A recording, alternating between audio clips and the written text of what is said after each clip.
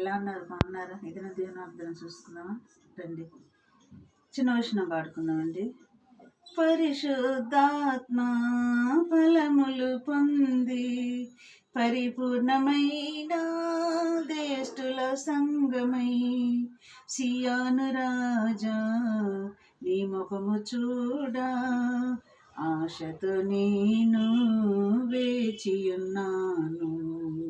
మహిమ స్వరూపుడా మృత్యువు జయుడా మరణపముల్లును విరచినవాడా నీకే స్తోత్రములు నా యేసయ్యా, నీకే స్తోత్రములు. ఇది నా అర్థం చూసుకున్నాండి.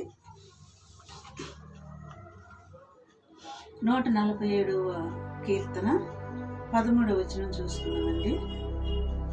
ఆయన నీ గుమ్మముల గడియలను బలపరిచి ఉన్నాడు, నీ మధ్యన నీ పిల్లలను ఆశీర్వదించి ఉన్నాడు. ఇది నా అర్థం అండి. ఏం చేశాడంటే ఆయన మన గుమ్మములను బలపరుస్తాడంట, మన మధ్య మనలోనే మన బిడ్డల్ని ఏం చేస్తాడంటే ఆయన ఆశీర్వదిస్తాడని చెప్తున్నాడు. దేవుడు మాట్లాడుతున్న మాటలండి ఇవి. ఆయన నీ గుమ్మము గడియలను బలపరిచి ఉన్నాడు, నీ మధ్యన నీ పిల్లలను ఆశీర్వదించి ఉన్నాడు. నీ సరిహద్దులలో సమాధానము కూడా కలగజేయవాడు ఆయనే. మంచి గోధుమలతో నిన్ను తృప్తిపరచువాడు ఆయనే.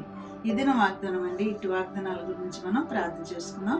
కళ్ళు మూసుకోండి. స్తోత్రములు ప్రభు నాయన, ఈ వాగ్దానాలు మా పట్ల నెరవేర్చి నాయన చూస్తున్న బిడ్డల్ని, వింటున్న బిడ్డల పట్ల వాళ్ళ హృదయాలలో వాళ్ళ కుటుంబాలలో కూడా నెరవేర్చి వాళ్ళ బిడ్డలను కూడా ఆశీర్వదించి దీవించి మమ్మల్ని అందరిని కూడా నీ రాకడికి సిద్ధపరచమని నజరేయుడైన యేసుక్రీస్తు నామములో నేను అడిగి వేడుకొచ్చున్నాను తండ్రి.